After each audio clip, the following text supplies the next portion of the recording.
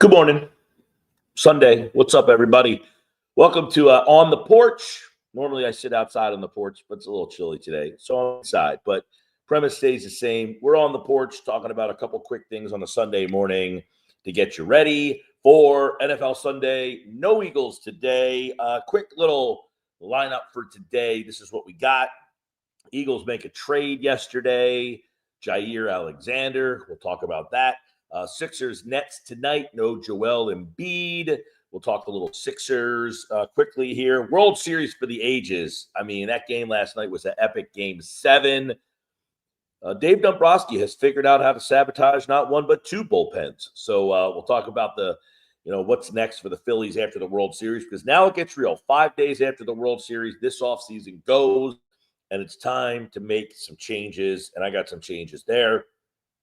Flyers fell flat yesterday. I had a chance to go to the Flyers game, and I said nope, because I'm such a baseball fan. I could not miss Game 7, so I turned down multiple offers to go to the Flyers game last night. Nothing against the Flyers, who have been fun, but man, am I glad I missed that game last night. Although that World Series game was epic. I mean, I can't say that I missed I didn't miss out on the Flyers game. I went to the Temple ECU game yesterday with Nuggets. And listen, I know college football is not huge in this area, but that was a sad display of major Division I college football. Not the two teams. I'm not talking about the players on the field. ECU won 45-14. Temple got crushed. The crowd is so bad. Like, Temple needs to think about literally saying, like, to Rowan, can we use your stadium? It's that bad. I was appalled by a Division I football game's crowd. It was so embarrassingly bad. And I feel bad for the athletes that are playing. I feel bad for the PA guy, the girl on the field who's trying to get the crowd into the game, and she's talking to 5,000 people in a 65,000 seat stadium. It is bad. Bad. This is major Division I college football. Like, one of those teams could win that conference and play in a conference championship game, and potentially, if they were like good enough, like Tulane in past years, like they could be in the college football playoffs. Those two teams, not this year, but like in that conference. It's embarrassingly bad. They got to do something about that. Like, Casey Keeler's a good coach. I think they got a little bit of buzz going in terms of like the team. They've had a good year. You can't recruit to that crowd. I don't know how you tell somebody, hey, come here. This is the crowd. East Carolina is 6 hours and 35 minutes from here. And their crowd was probably just as big, if not bigger, than Temple's. I don't know what you do in terms of getting the student body more, but you can't play in that stadium. I mean, I haven't been to a game in that stadium for a Temple game in a long time. I don't know how you continue to go in that stadium other than, are you getting recruits by saying, hey, we play at the Eagles Stadium? I guess. I felt bad for the kids, though. I really did. Like, even like the ECU kids, like, you have to travel. I said, at what point is the tax dollars well spent to say we have to send our whole football team and crew and everybody up to play a game in Philly where there's nobody there? Like, you have to be taking a major loss on those games. I spent $30 to park yesterday. The tickets for the game were, I think, $10 each. You can sit wherever you want. I mean, we're sitting 50-yard line, like 10 rows from the field. Concessions are outrageous for a game of that magnitude. $17 beer. Nuggets got Chickies and Pete's, crab fries, and tenders. It was $45. I got a cheesesteak. It was $16, which I guess is somewhat normal. I mean, normal in today's society. It's bread and meat. It should be about $8 in a normal world, but the world we live in is so messed up that you're charging double that. Bread and meat, think about that, $16. What are we doing? So he had chicken tenders and French fries for $45 at a Temple football game. where 5,000 people, I think, showed up. Pretty sad. All right. Jair Alexander. It's interesting because in the offseason, people wanted the Eagles to sign him to replace Darius Slay. He ended up going to Baltimore. Hasn't played. He's been injured and a healthy scratch for the other games. Can he play anymore? No idea. Can't sit here and say, yeah, I watched him play 2 games in Baltimore, but their defense stinks and he's a healthy scratch. I guess the narrative is Christian Parker, who's the Eagles defensive back coach, was his coach in Green Bay, and maybe he can kind of coach him up and maybe he's better than what you got. So now you've traded for 2 corners, really 3. If you go back to Ja'Cory and Bennett, Michael Carter, Jair Alexander. I think Bennett's probably still your best option. You play Bennett and Carter, maybe some inside stuff, and you bump Cooper to the outside. I don't really want to see Cooper play outside. I think he's really, really, really a factor in the role that he's in, but we'll see how this all shakes out. Jair Alexander, the value was worth it. I think he gave up a 6th-round pick. So if he can actually play, and he's been a player, he's been pretty good. The question is, Baltimore's defense is terrible. Why don't they use him? I think that speaks volumes there. So that's what we'll say on that. Eagles getting ready for Green Bay after this Sunday slate of games. You know, this is a big one. It's number 1 seed on the line here. Remember, the Eagles weren't the number 1 seed last year. Detroit was, and the Lions lost to Washington. So you got the home game. But don't take for granted being the number 2 or 3 seed this time around. Make sure that you can take care of what's in front of you by beating Green Bay this week and Detroit next week. Now you have the head-to-head matchups on those 2. So it's a big game in that aspect. We'll talk more about that all throughout the week. Don't forget, everybody, if you are watching the show right now on the X platform and on YouTube at Mike Gill Show, hit the like button, subscribe. Being a subscriber is the best thing you can do because that certainly pushes the algorithms and it allows more people to be a part of the community. You can chat in the YouTube. I think if you're watching on the X platform, you will have a better experience watching on YouTube if you subscribe, and then you can chat, and then we can go back and forth. We can put your chats up on the screen, and then we can have a good conversation that way. As of right now, we're just kind of trying to grow and build the YouTube platform. A lot of people keep watching on X, which is great, but I think you can be a bigger part of the show if you watch YouTube. So take my advice and go to YouTube and subscribe on YouTube. Subscribe right there. Bang. That's the YouTube thing. Okay. No Embiid tonight. They're playing the Nets, who stink. This Embiid thing is going to be fluid throughout the course of at least, I think, the first half of the year, up to about the All-Star break. He played okay the other night. His movement's not great. I'm not judging him by his movement in the first half of the year. I think the fact that he's out there running up and down, he's a part of the offense in some capacity. I think they're trying to build an offense around Maxey and the guards and have Embiid just kind of fit into that so that everything is not so dependent on Embiid. Everything in the past is so dependent on Embiid, and then when he's not there, everything falls apart. I think they're trying to put an offense together that Embiid just kind of finds his way into it. And I think they're just saying, find your way into this offense, and then we'll try to take off in the second half. And they're winning games right now, but they're falling behind way too often in these games. Their third quarters are terrible. Transition defense, awful. Their defense is bad. Their rebounding is bad. Their guards are small, so they're going to have problems rebounding. Nurse talked about it the other night. He said he didn't think that's the case.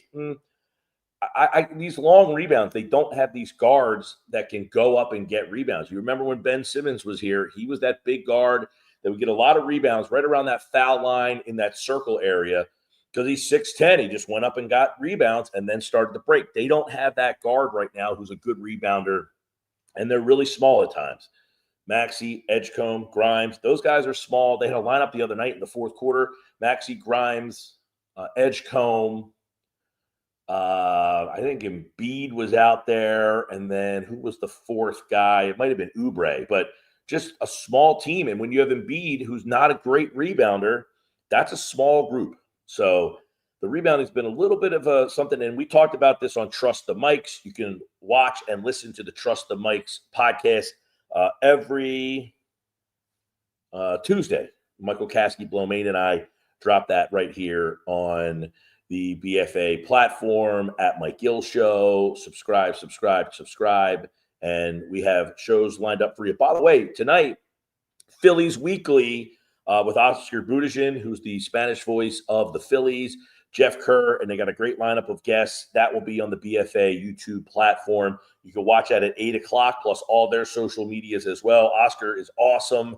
If you've ever heard him do the games, he's also part of the Eagles broadcast team. They do Phillies Weekly Sunday night, 8 o'clock, and we're bringing that to the BFA YouTube platform as well. We got more shows, Nernshaw Radio on Monday night, Trust the Mics on Tuesday, Flyers Files with Kevin Durso on Wednesday.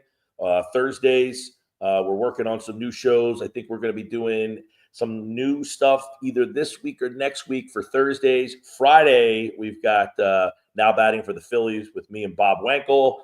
We did not have a show this week for Now Batting, but we will have something out this week coming up. And we have some more shows in the works. So subscribe if you like these shows. We're going to be doing these on the porches. I always do. These could pop up at any time. That's why you want to subscribe. I could go live pregame, postgame, whatever trades happen. Probably should have gone live yesterday, except for I was at the Temple game when the Jair Alexander trade happened. And I didn't get a chance to really find out more about why he had not been playing. He's been a healthy scratch. All right, so the Sixer stuff with Embiid, that's that. Let's see. I have my notes here of things that I wanted to talk about. World Series for the ages last night. Awesome series. Awesome game. Hoffman. Oh, my gosh. I can't even believe just happened in that game. The Blues be the World Series champions. They really should. And then Jeff Hoffman gives up that home run. It's unbelievable. That being said, are the Phillies far off from those two teams? What can we learn and take away from those two teams? Right? What are some of the things that if you watch that series that you can say, man, the Phillies could do this? One, I think it's imperative they have to move. I almost want to say it's don't panic time and not to break this whole thing up and give it another shot. But one of the things I want to look at, Addison Barger hit like 450 in the World Series, 25 years old. Bo Bichette, 27. Ernie Clement, 29. Jimenez, 27. Guerrero, 26. Guerrero's only 26. That's crazy. He feels like he's 46. The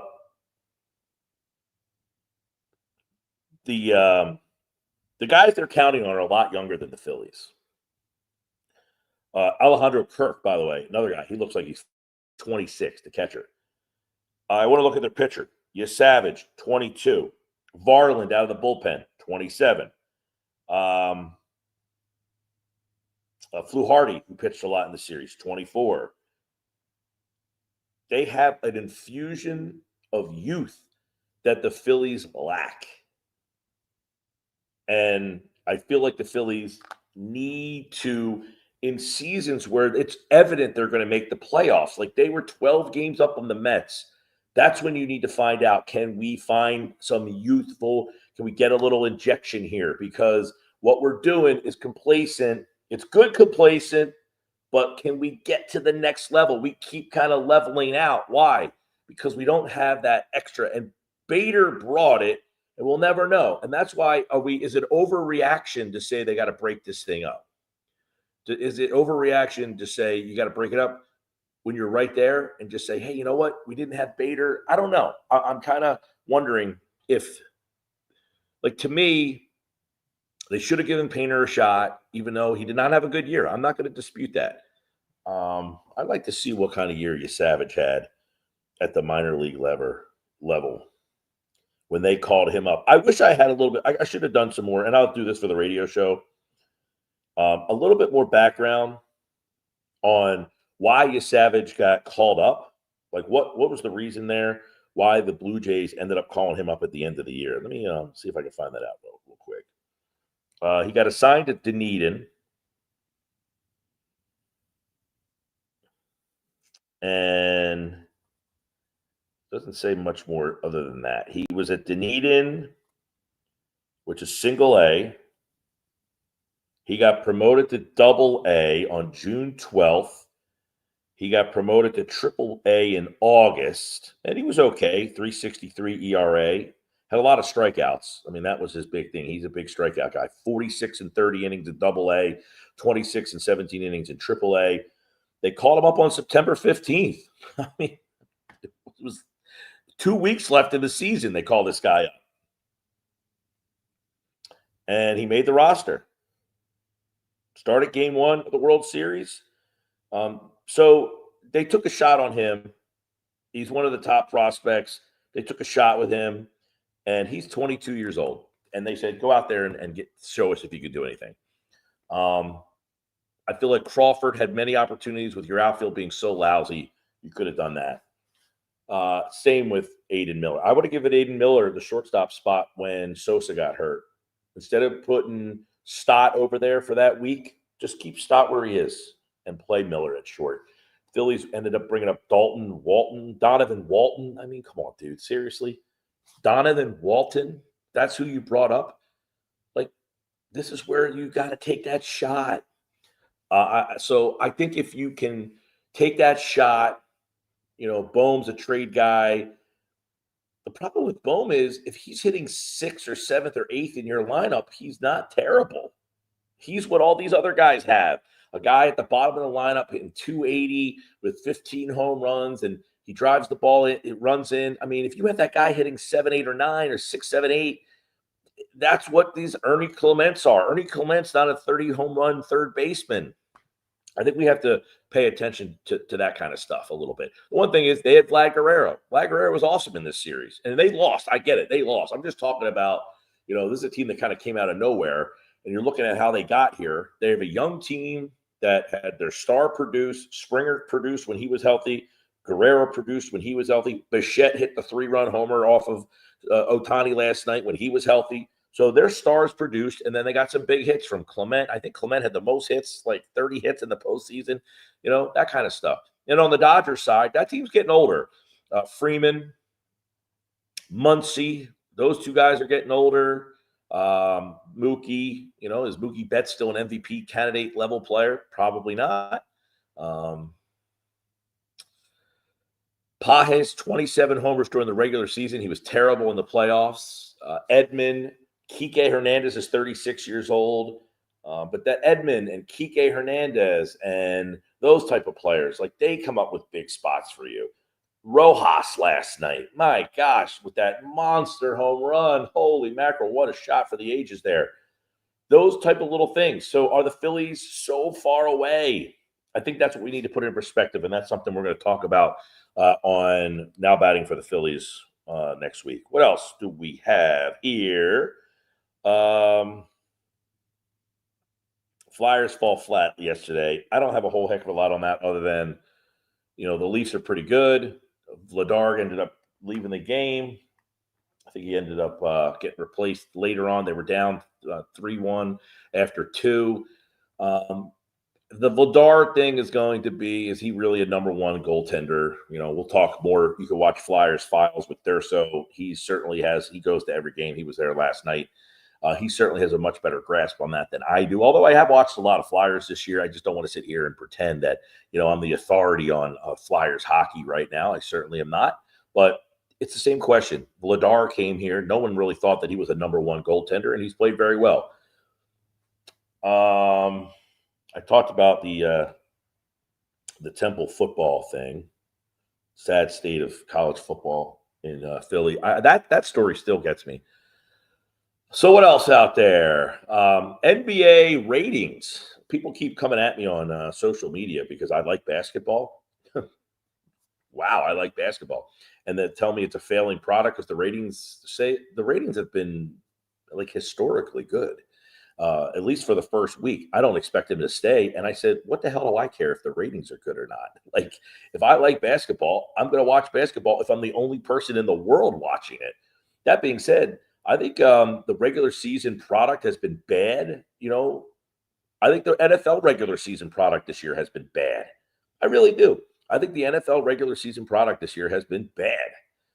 The NBA regular season product is not. I'm not sitting here saying it's great, but I do think early on so far, it's been a pretty good start to the NBA season. Good games so far. The Sixers game the other night against Boston, those two teams competed, man. They were all over the place. Now, can they do that in January, February? Probably not. Should we expect these teams to? I came up with an idea, and I'm going to keep kind of throwing this out there because I want to see if I can, get some people on board. But I think, everybody always talks, they got to cut down the season. Cut the NBA season down to 70 games and have a cutoff date. But keep 82 games, a 70-game cutoff date, meaning after 70, the teams that make the playoffs. Those last 12 games are now for seeding. You will start playing each other. The 10 teams will be in an NBA Cup format and play for seeding. So you basically play 70 games. The teams that don't make the playoffs, they will play in a non-qualifier NBA Cup just to get their last 12 games in. And the thing is somebody has to win those games. So if you're trying to tank or you're trying to just mail the season in, no can do, buddy. 12 games that you're going to have to play against a team that's not a playoff team. So the non-playoff teams are all playing against each other the last 12 games, and all the playoff teams are all playing against each other the last 12 games. And then after 82, whatever those seedings are. So after 70, that's the cutoff date. Those 20 teams, 10 from the West, 10 from the East, they will play against each other in a quote-unquote NBA Cup. And the NBA Cup is just the 10 playoff teams on each side, so 20 in total. And they play against each other for seeding. I think that's a great way to make it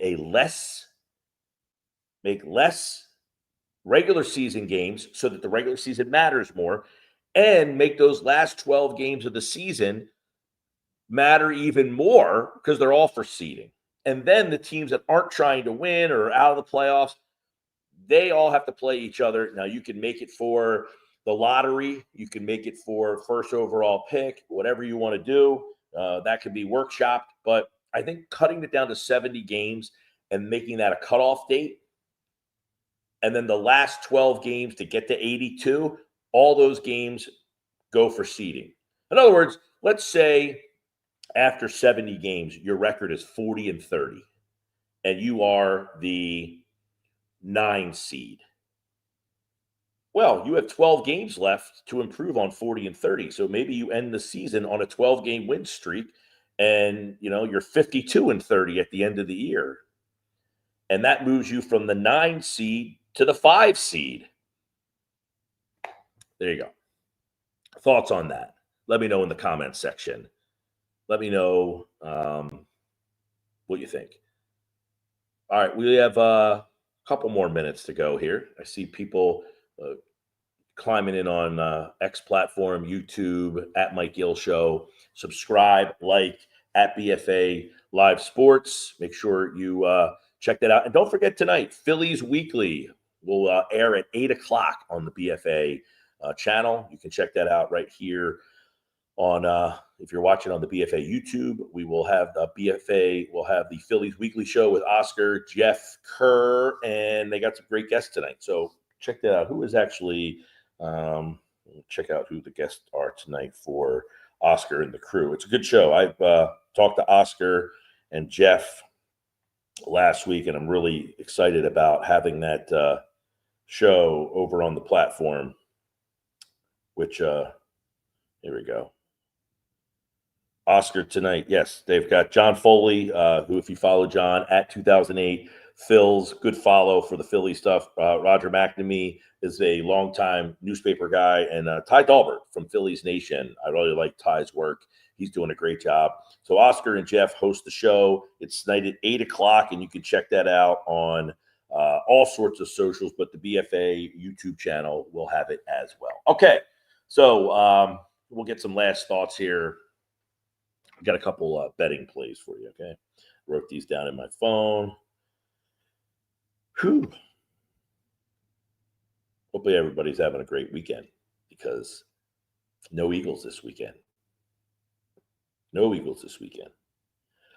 Chiefs Bills, I like the under in that game. Chiefs Bills under. Bills defense is lousy, but Chiefs defense really good. I think you get something in like a 24-21 type of range there. Over under, I think is like 50 something. That's one. I like the Jaguars in this game. I think Jags Rams is it's like 2.5, 3, depending on where you are. I like Jacksonville. I like the Giants Niner under in the game as well. All right.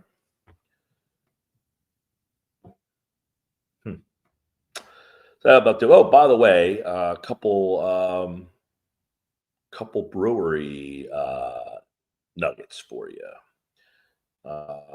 One of my favorite IPAs is Flake News at Sopo.